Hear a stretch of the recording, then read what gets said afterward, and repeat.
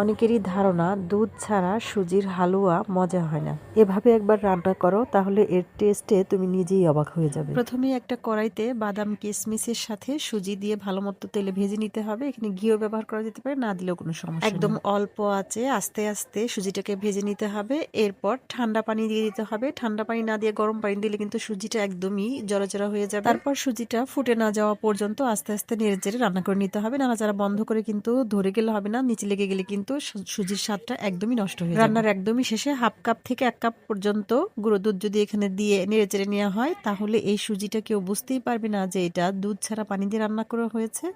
আর এর স্বাদটা মুখে লেগে থাকার মতো হবে। আর কিছুই লাগবে না, এই সামান্য উপকরণ দিয়েই তোমরা একবার বাসায় তৈরি করে দেখতে পারো সুজির টেস্টটা কেমন হয়। কমেন্টস করে কিন্তু অবশ্যই জানাবে। এমন সহজ সহজ রেসিপি পেতে আমার চ্যানেলটাকে সাবস্ক্রাইব করো এবং লাইক কমেন্টস করে পাশে থেকো। Thank you for watching my video.